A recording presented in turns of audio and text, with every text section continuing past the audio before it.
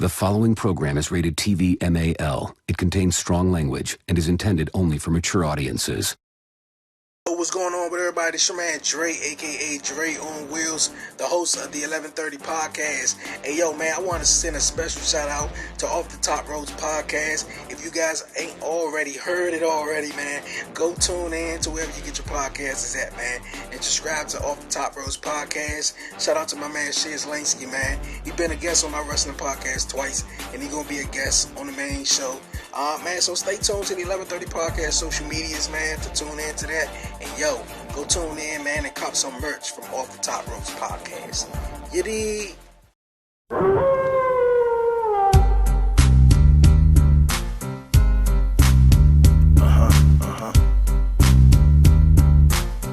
Yeah. Off the Ropes be the podcast of mass destruction. Guess who's here for OGs of wrestling? Ain't no competition. Don't leave me, baby. You know I'm dreaming of you. You want more? So come here. Now just go for it. From Queens, New York, Leila. Hooray! You know what it is. You know what the deal is. Your boy Blackheart, head honcho, the boss Don Big Fell here at OTTR, Off the Top Ropes podcast. Plural, not singular, folks. For those of you that don't know that you should know, thank you for the 4K plays, man. We very much appreciate. Give yourself a round of applause for being part of the mob, be part of this mafia family that we're growing. I can't wait to see what the hell that we got next. But needless to say, if you don't know that you should know, YouTube, Anchor, Google, the whole enchilada here. You know, y'all know how the hell to find us. Y'all know how the hell to find the merchandise too. Well, I don't even need to say more. Bonfire.com/store/Off the Top Roads podcast. And of course, Deco slides, DECO slides.com as well. Tune into that, to the Return of Uncle Fats AfterDark episode that's just premiering right here, right now on YouTube. Go hit that like, share, subscribe, and leave a comment below. But this is an episode. Y'all know the steals. Y'all know if your boy got yourself a good cup of tea from the OTTR cup, then y'all should know what this is going to be signifying and meaning. That's some good green tea. But needless to say, my special guest with me tonight is the elegant, beautiful, bombshell Queens from Queens, New York. Miss Leila Gray is in the house with me today.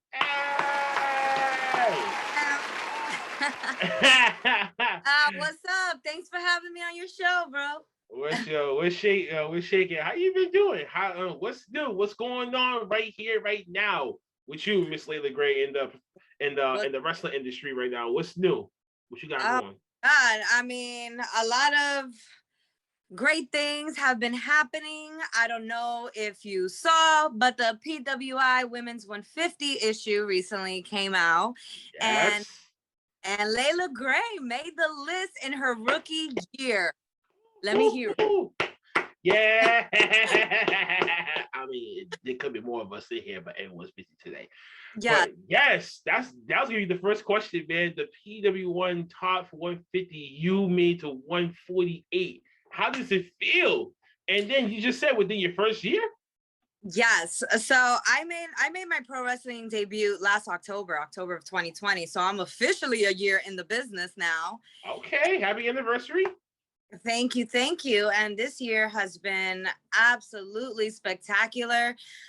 So many things have happened that I never even thought were possible so soon in my career. And, now to top it off with the PWI Women's 150, that is just such an incredible honor. I really did not expect to make that list at all. Like, I wasn't even gonna check. So I have an article that came out where they highlight wrestling couples. So I did an interview for PWI with my partner Luke Curtis. So I knew that was gonna come out in the issue. So when I'm looking through it, I decide to look at the list, and there at 148 is little old me, and I'm like, what? Yeah, it was crazy.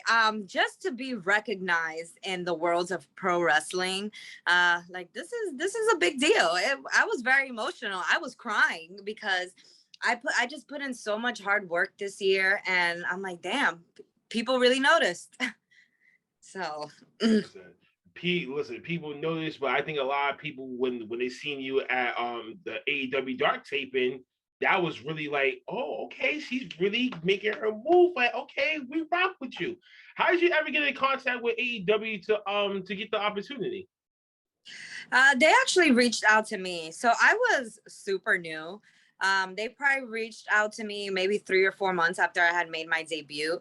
So super green. Yeah, they reached out to me. They found me online. So we'll get into that. The power of marketing, guys.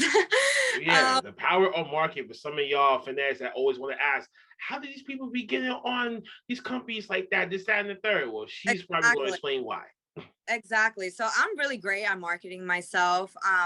Yes, I was new to pro wrestling, but I'm not new to entertainment. If you know some of my background, I am a singer, I'm an actress, I model, I was a radio personality.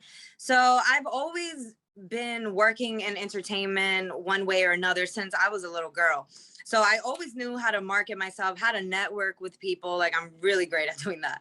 So, I mean, I just like to spice up my social media, make it seem like I'm popping.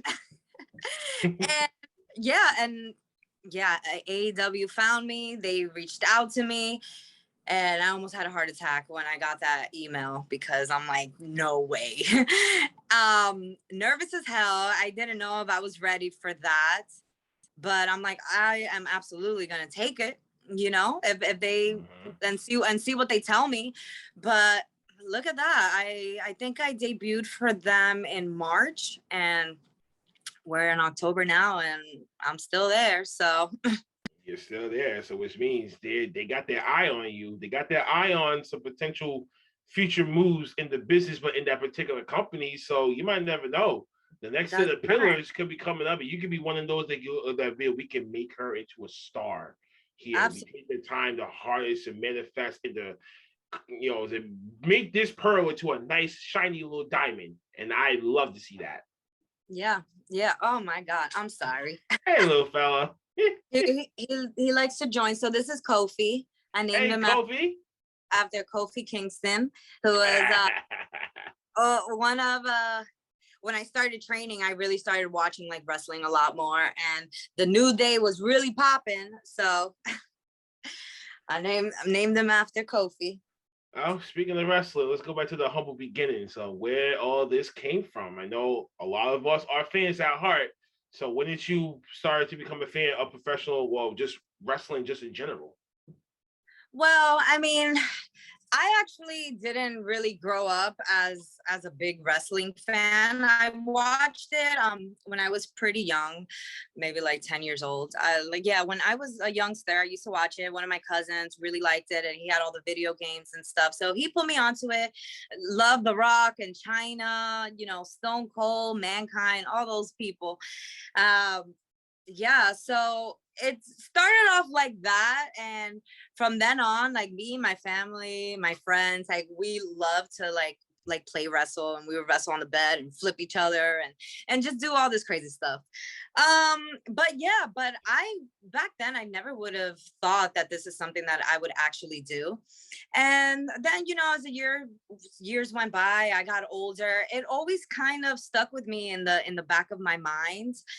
And a few years ago, I had joined the UFC gym and I was trying out different kinds of things, a little judo, a little MMA stuff. They had wrestling at the gym too, but it was, like amateur wrestling. Amateur style. So I started doing a little bit of that. And I was actually not that bad for someone who just walked up in there and had no idea what they were doing. So, I started working as a ring girl for MMA fights, and that introduced me to the world of sports entertainment and just being out there with that crowd. I'm like, man, this is freaking awesome. So I'm like, I feel like I really, really want to get involved one way or another and do something. And like I said, I always had pro wrestling in the back of my mind for some reason, and I just decided to go for it. I mean, there's a longer story for that, but that's like the basic gist of it. And I decided to start training. I looked up schools, found one. Before all of that, actually, I almost made it onto a reality show. So WWE, they were doing a search for the next superstar. Oh And God. I know, Oh, and no. so my agent was the one that sent it to me because I told him how I liked pro wrestling. So I'm like, okay, I'll do it. And so I did the audition, and I kept getting a call back, making it in round after round. And then I didn't hear anything. I never saw anything. Come to find out a few months later, I read online that they just decided to scrap it. So I'm like, okay, whatever. But that just like left me with an itch to like, man, I really want to try this and see if I can do this. Mhm. So after that is that I started doing the research, looking up schools. I was living in Miami at the time. I found a school, started training, and from that very first day, I was like, I'm gonna do This was this. it. Yeah, this was Yeah, it. this is it. And it was really, really hard because I mean, I wasn't like an athlete like that. I didn't really grow up playing too many sports. Um, so when you're in your late 20s trying to learn how to wrestle and take bumps and your body's not used to all this, like it's really, really hard. And it was very hard physically and mentally. And yeah, I just stuck through it, even after all the breakdowns. And here I am, man, and it's the best decision I ever made. It changed See, my life. to go through this journey, but to go through this journey with a partner with you and not just doing it by yourself, I think that makes it a lot more better. Um, we all know wrestlers marry wrestlers. So is that really what's going on in the wrestling industry? Like, how come that you believe that wrestlers marry other wrestlers, but they don't marry someone outside of wrestling that understands the business? Well, my partner and I, we started wrestling together. So he wasn't a wrestler either. He was an amateur wrestler back in his day, and he had like kind of quit all that. And I told him I really wanted to do pro wrestling, kind of had to drag him to do this class with me. And yeah, he kind of thought it was kind of silly at first, because when you're an amateur wrestler, they kind of instill that in your mind.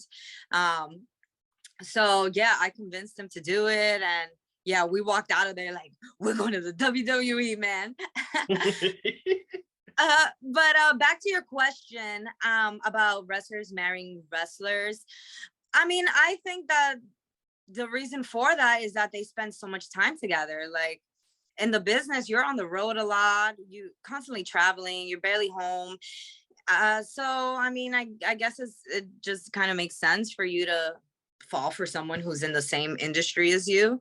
Mhm. And I mean, also thinking about it, I'm like, the fact that it takes you away for such a long time from like your friends and your family, I feel like if I was with somebody who wasn't a wrestler, I don't think they would really understand, and I feel like eventually that would start to cause problems because you're never Mhm. home, and you're with a bunch of other wrestlers, and maybe there's trust issues in the relationship. I don't know, but I think it makes sense. And for me and my partner to get into this together and go through this journey together, that kind of like solidified our bond.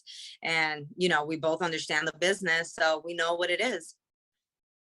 And that's fascinating though, because a lot of people they don't think like that. They don't think like, oh well, I could just do this. I can come home, be with the wife and kids and everything like that, and then life's fine. Sometimes you hear them horror stories where they, one person is arrested, they gone, and another person is homebound, being taking care of the household and everything, and that becomes an issue, or that brings a strain to their relationship. So I always had that question in the back of my mind, like even for myself, trying to get back into the ring, retrain all over again. And it'd be like, I told my girl the same thing too. I'm like, if this does work out, then you might have to start coming with me and start being my valet or be my manager, because Yeah. I don't know if I can leave you by yourself. Then all of a sudden you're gonna feel like I'm not gonna come back around. Yeah. If they're very understanding and supportive, then yes, it absolutely can work. But if your relationship is already kind of rocky and now you're gonna be away for weeks at a time or whatever it is, like yeah, that's gonna cause some issues for sure. Mm-hmm. Now you are in the heart of the women's revolutionary period, as I call the women's renaissance years right now. The resurgence of women wrestling is coming up at an all-time high right now. And we're seeing people Out. like you, people like Thunder Rosa, Lady Frost, Marsha Slamovich. Shout out to Marsha Slamovich, by the way. Russian Dynamite. we see the resurgence of women wrestling. How do you feel about this new renaissance of women's wrestling? And now you guys are starting to get a voice. You started getting the name. More Yes. importantly, you guys are main eventing shows. Yes. I mean, what a time to be alive. What a time for pro wrestling. It's amazing. And I just feel lucky. I'm like, I got in the business at the right time, because now is when things are popping off for all these talented ladies. And it's so amazing. And, you know, I'm friends with so many women in the industry, and I see them getting opportunities in all these companies, and Ring of Honor, NWA, Impact, and all of that. And I'm just like, wow, there's so many options of places to go to now. And on top of that, like you said, the women main eventing, like, you know, women's wrestling is on the map now, and you know, we can't be ignored. We're not a bathroom break, like people like to call it. You know, the women really be working, and it's not like the old days. As much as I love the divas era and stuff, but you know, it was very like sexual stuff, not for kids. A lot of craziness going on during that era. And you know, now you have women like Sasha Banks, and you know, those four horsemen women, Thunder Rosa, La Rosa Negra, which is one of my favorite indie wrestlers. These girls can freaking go. They can go, they can go, they can go with the men. So it's just, I feel very grateful that I got in the business at this time, because I don't know how my career would have played it out if I would have got in, you know, 10 years ago or something like that. Like right now, opportunities are knocking, and women's wrestling is just super, super hot. Super, super hot. Now, to be honest with you, now just to piggyback on the last comment, if you would start this 10 years ago, you probably would have been in a company right there up that ladder already, being like, yo, she got the look, she got the moves, she knows how to cut a promo, or she has a heater of a manager that can speak for her, but she can provide that oomph that we need, in that square circle. I felt like you definitely would have been up there. Because before that pretty face, I was like, she can sell. I'm gonna say, like, she can sell and get people sitting in those seats each and every damn event, no matter where that she goes. People's gonna want to see her wrestle. That's it. Yeah, and I believe it. If I would have started 10 years ago, I for sure know that I would have got signed, because I work super, super hard. But I know that everything happens for a reason. And, you know, maybe back then, like mentally, I was too young. I don't think I would have been able to sacrifice the way that I sacrifice now. Yeah, I think I kind of just had to go through life and deal with experiences and dark experiences in my life to kind of push me towards this goal and to be better. And yeah. I definitely respect that. But but that's just my theory for how I looked at you when I first noticed you then to now. And I said to myself, slow progress equal no progress. But if this was years ago, she would have been right there on that screen every single week, potentially highlighting the women's division anywhere that she go. Since this is just year one, look at the next 5 years down from now. Will you think that you see yourself going in the next 5 years? Well, hopefully signed. that is my goal. That's what I'm aiming for. You know, since I'm working with AEW, I'm hoping that can lead to something permanent. I love the company. I love everybody there. It's just a great learning experience to be just even backstage with all those legends and so many talented people. So really hoping to, you know, land one of those major contracts, because that's where I definitely see myself. I definitely see myself being one of the top women in the industry. I definitely agree to that. I was definitely going to be like, you know what, the indies is definitely where a lot of people are going to rise their stock. So the bigger companies are going to be looking at you guys like, you know what? Yeah, we need that over here, or we need these guys over here, this girl over here, this, that, and the third.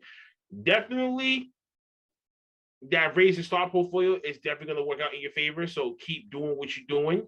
But what other promotions have you worked for, or is it just like the Wrestling 2.0 training gym, as you've been highlighting a lot lately. You guys got some great stuff coming there.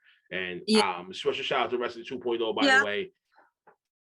Well, that's where I train at, but they do shows, so I work for them. I worked for a lot of promotions here in Florida. CCW is one of them. I know you've seen. I worked for Mission Pro Wrestling out in Texas. There's a lot of promotions out here. There's Shine, which I should be making a debut soon. Pro Wrestling Action. There's a gazillion. And where are you located? I'm in Boston, Massachusetts. Okay, Boston, Massachusetts. So yeah, so here in Florida, there's like a bunch of promotions. So there's a lot of companies that I work for out here. But you know, one of the things before I get signed, I would definitely like to do a little tour in Japan. I definitely want to do international work, and you know that like solidifies your credibility. So I for sure from work in Japan. I know I have some opportunities coming up in Panama and Puerto Rico for next year for 2022. So stay tuned for all of that. But yeah, just working a lot of the indies now, hoping to go international and hoping to land the contract. The international bombshell in the house, y'all. International bombshell should be the next thing. Maybe that nickname, international bombshell, Leila Gray. Smack. Absolutely. Hell yeah. So get these people in tune about how to market yourself when it comes to this professional wrestling. Like, since we talked about this kind of earlier on about marketing yourself and, you know, having other people look at you more serious of which you normally probably would have been projected. But how do you market yourself when it comes to what you're trying to go for right now? Well, I mean, I have a background in modeling. I modeled in a lot of music videos for some big artists and stuff. So ever since I started doing that, I kind of know like what people on social media like to see, what kind of pictures and stuff.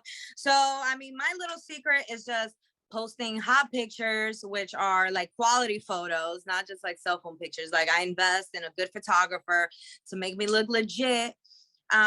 So yeah, hot pictures and also match clips. You know, people like to see you working. So even if you had a match, I'm gonna tell you a secret. Even if you had a match and it was freaking trash, try to find at least 10 seconds that look popping and you put that over on your social media. So with me doing, you know, my wrestling clips and my modeling, I feel like that fusion right there, it's already calls for attention. So I mean, you know, that's what I do. I post all my flyers, all my graphics, post my match clips, and post my modeling pictures. And, you know, my social media looks very clean, very professional. That's how I like to keep it. And yeah, I make most of my money off of Instagram, to be honest. But yeah, that's how I get booked. And you know what? And that's the name of the game right now. Like the OnlyFans, the Patreons, the Instagrams. Like, there's so many new ways that independent people are making their money right now. It's like they can be like, when it comes to bigger company, they can be like, nah, as long as this is still going for me over here, that I can get a nice little revenue. Nah, I don't know. I don't want to have to do all that right now. You got the power in your hands to create your own scheduling now. Absolutely. I was a bartender before, and I quit that so I can fully focus on wrestling, because I couldn't really hold on to a bartending job. I have shows every single weekend, and you know, you travel a lot during the week. I train at night during the week, so I'm like, this only leaves like a kind of a 9 to 5 during the day, which I'm definitely not trying to do. So that's me right now. That's me right now doing that and then training at nighttime too. Yikes. I was miserable, especially since you tired as hell from freaking working all day. Now you got to go train and, you know, be bumping and flipping for 3 or 4 hours. It's rough. And that, like, I feel like I was getting depressed doing that. So I'm like, I just need to quit this, put all my focus into wrestling, and yeah, and that's what it is. That's what it is. My fault. Go ahead. But yeah, like what I was saying about making money off Instagram, like, because I told you I like to keep my Instagram looking very clean, very professional, beautiful pictures, match clips. I get most of my bookings off of there. That's where promoters reach out to me. The fans, they buy my stuff, my merch, and I sell my autographed 8x10s on Instagram. They get that. I just started a Patreon account, and I got some subscribers now, so I got some money coming in with that too. So it's just like promoting, marketing yourself out there, and the money's gonna come. The money's gonna come. Now you ever had any creepos DMing you some weird shit before? Hell yeah. Oh my god, I'm so embarrassed as a man. All the time. Oh my god. And I have a Cameo. I do Cameo as well. And recently, last week, somebody purchased a Cameo, and their request was for me to cut a promo on them as a heel, basically talking to them like crap. So I had to do it, and I'm like, I'm gonna make you my bitch. You're freaking pathetic. You're a loser. I shouldn't even be talking to you. I said a bunch of stuff, but I don't want to curse on your podcast. So this is After Dark. I don't give two flying fucks about that. Nah, this is where you can go off the rail with it if you want to. That's why I was just like, oh god, I feel so ashamed for Archime, because I knew I should never ask that question, but something told me, I'm like, of course they're gonna get some creepy ass DMs in these shit like that and be like, what kind of shit is this? Yeah, people do weird stuff. Somebody hit me up asking if I do custom photo shoots, which I do sometimes, but it depends on what the hell it is, because people be asking for crazy shit. And so I'm like, oh, do you have an example of what you're looking for? And this guy sends me a picture of this girl tied up in like the trunk of a freaking car, and she's like looking like kidnapped and stuff. And I'm like, I don't think so. That's a little too weird for me. Yeah, she had like tape in her mouth, and she was all like bondaged up, and I'm like, no. Oh god. Yeah, people do weird shit, man. People do weird shit all the time. Oh my god, I can only imagine half them damn DMs and one picture is just like, no, that's wrong, that's foul, that's totally inappropriate. Oh my god. I mean, for me, the men delegation, I gotta apologize for the men delegation actions on that. Man, y'all gotta start doing a lot better when it comes to that stuff. Like, Jesus Christ. Like, just hear stories like that now it makes you be like, thank God my mother raised me to be the right kind of guy, Absolutely. I mean, I take pride on always being professional, and I mean, you ain't gonna see no naked pictures of me. So yeah, so people, I always tell people, please stop asking. I don't have an OnlyFans. I don't post nudes. Just leave me alone. Oh god. Man, y'all gotta do a lot better than that. Shit. Oh man, listen. Nah, because that last part, the whole y'all gonna have to send a lot. Y'all gonna have to send a lot of money. These people want you to probably lock yourself into like some handcuffs, some submission styles and shit like that, and it's like, what the hell y'all kids be thinking about?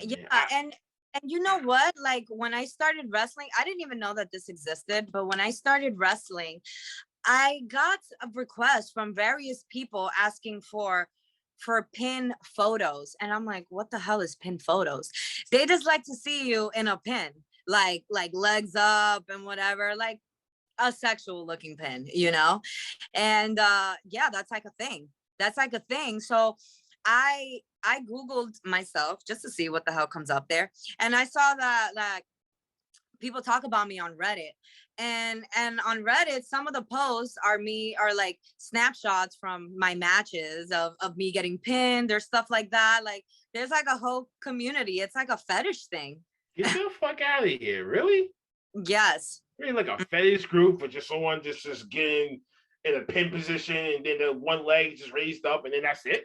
Yep. Because you get like, you put the one leg up, so you get like the crotch shot. And yeah, that's what motherfuckers like to see, apparently. some of these men marks, man, they probably just don't have no lives. That's the reason why they get any type of satisfaction that they can. And I'm just not. That's just the mind boggling to me because I'm like, never in my 31 years of living, I never thought some people would really be chastised for doing that type of shit. But now hearing that the story is true, fucking ridiculous. Yeah, I had no idea. I'm like, what the heck is this? Yeah, they sexualize business, man. Oh God.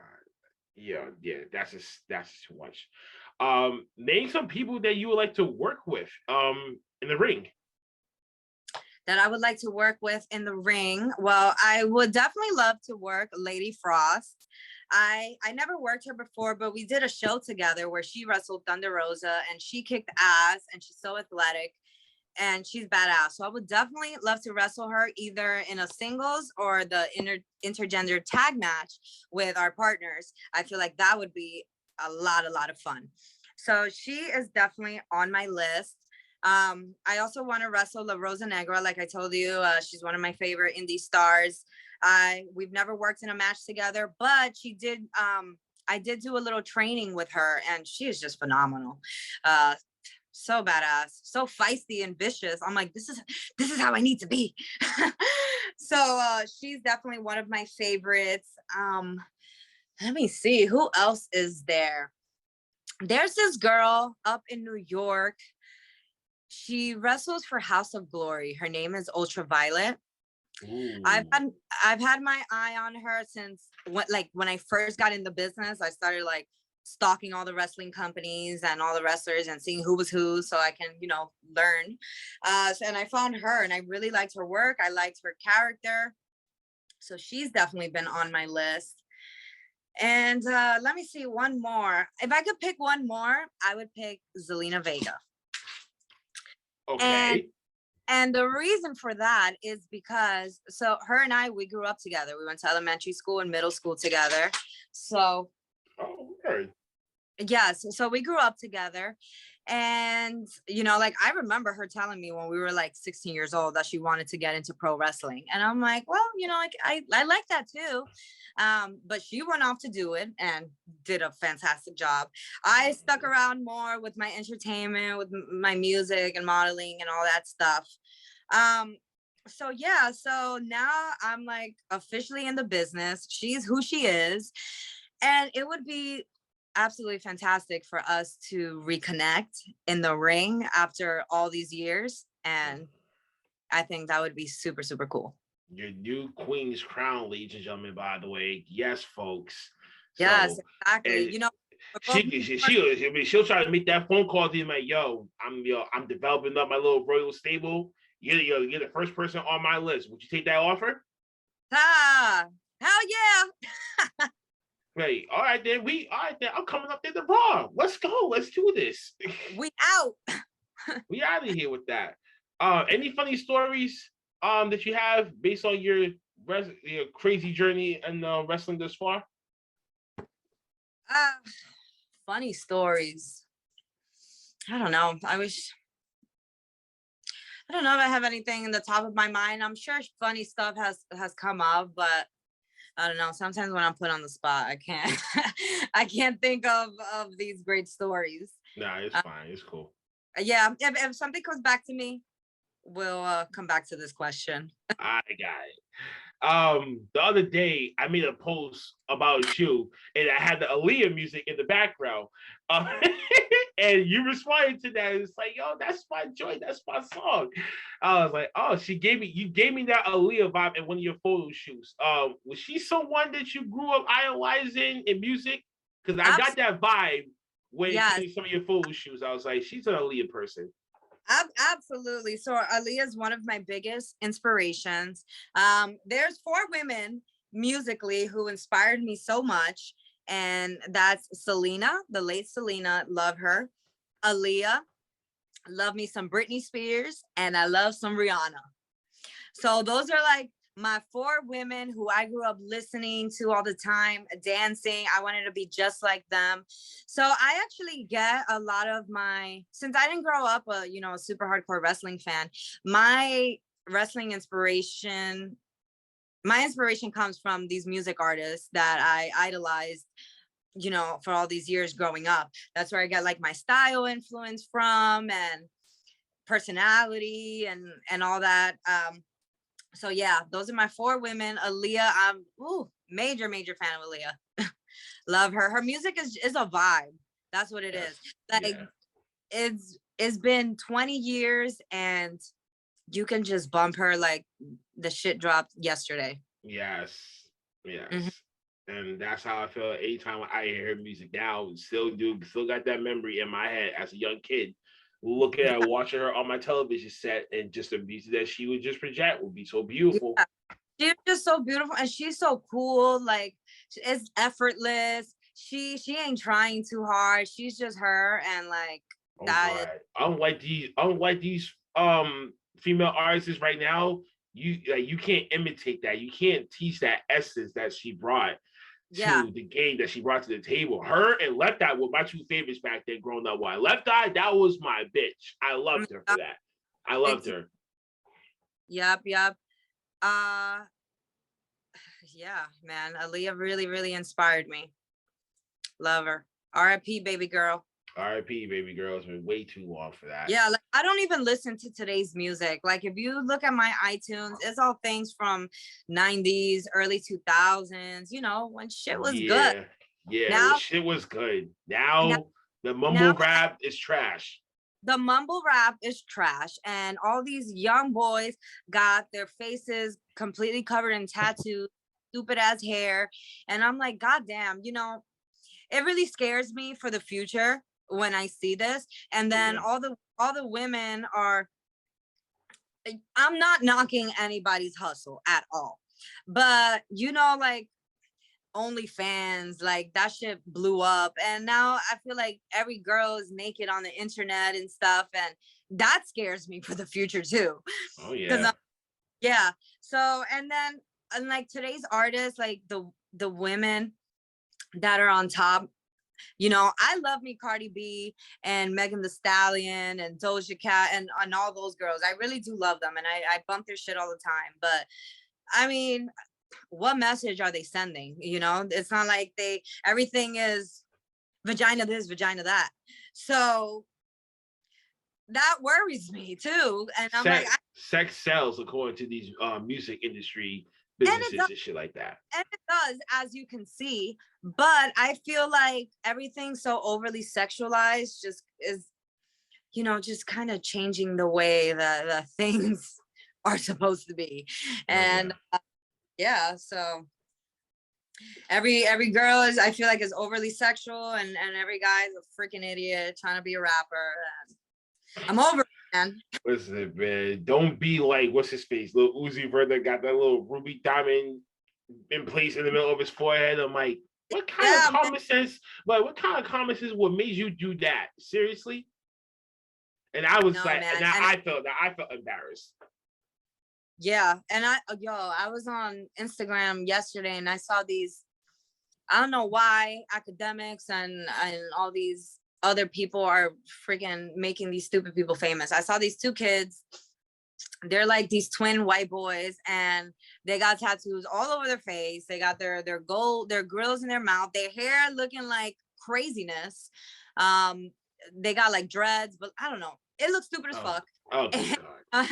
And they're rapping, and oh God, and man, it irks me. I'm like, I want to break my phone right now.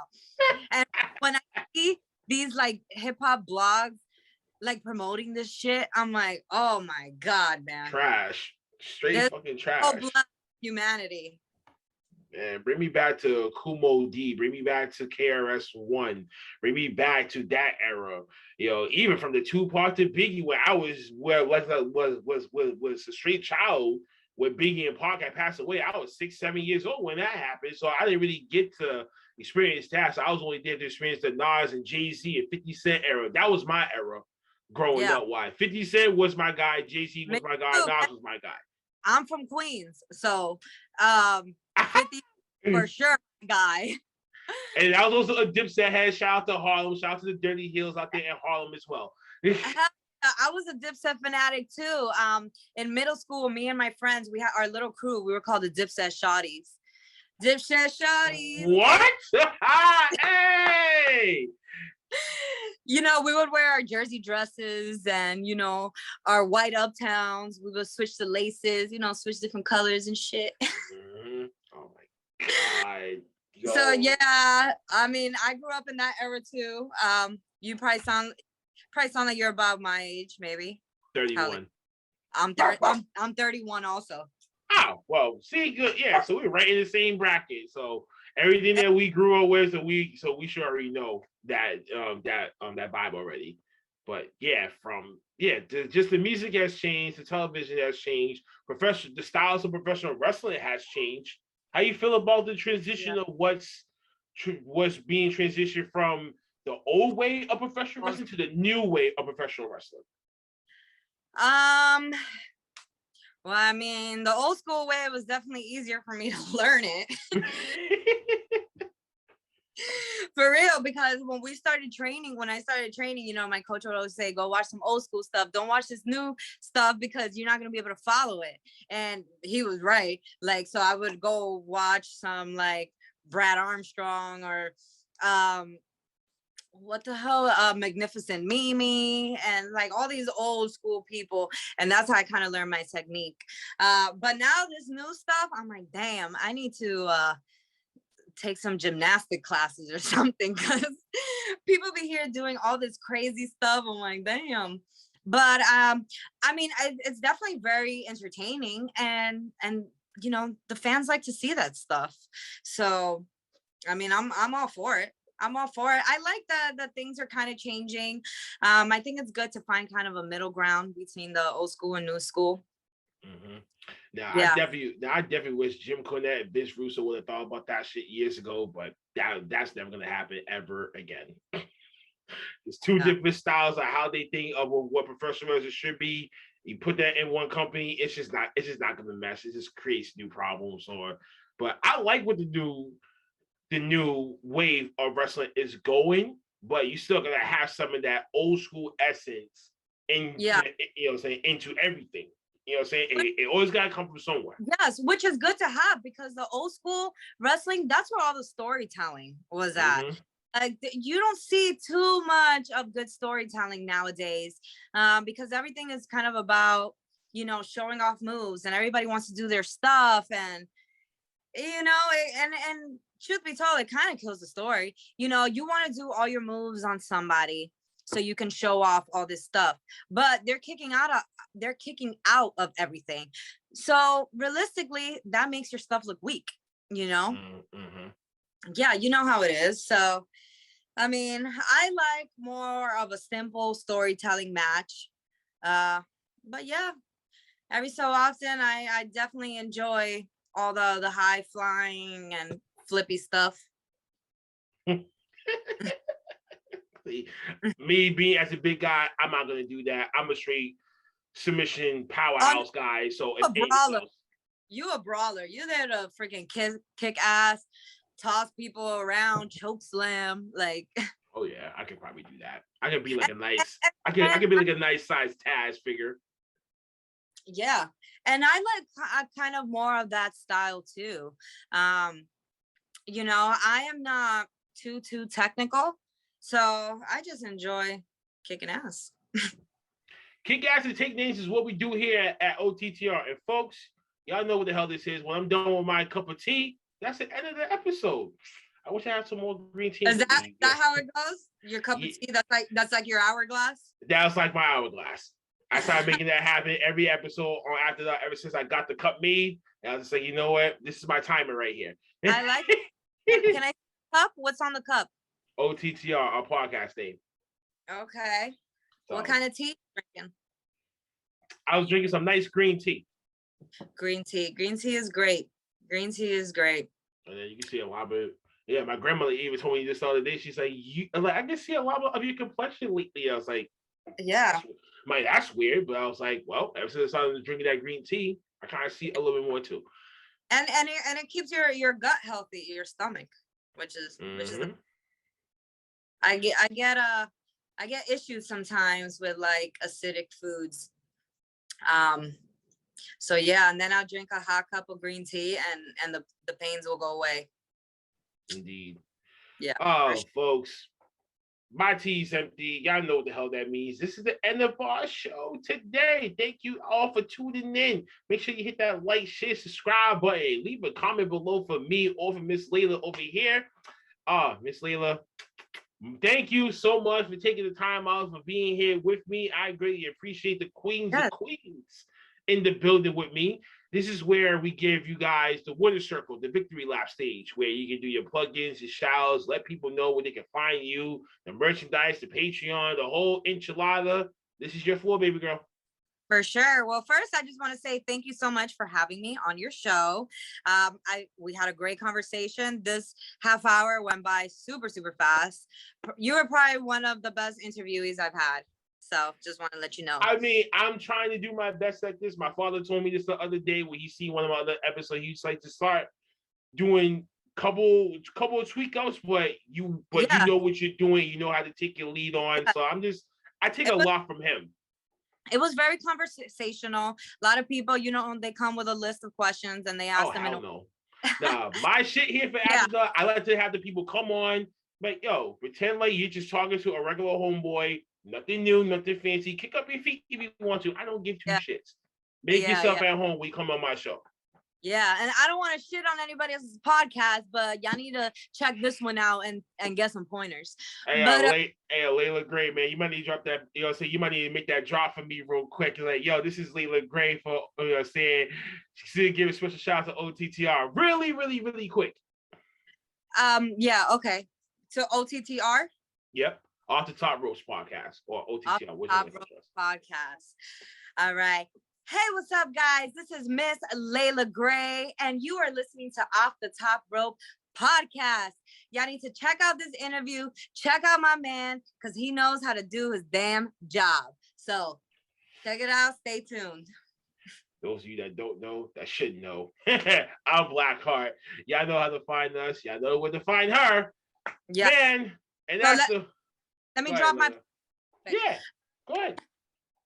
All right, guys. So please follow me on social media. My Instagram and Twitter is MISS_Leila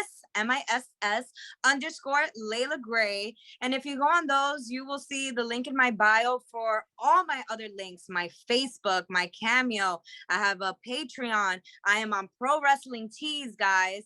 And I'm also on Big Cartel selling 8x10. So anything you need, check out my links on the gram, and that should take you to wherever you want to go. Thank you guys for all your love and support. And I look forward to chatting with you guys again.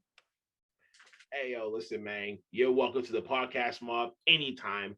Our wide open invitation.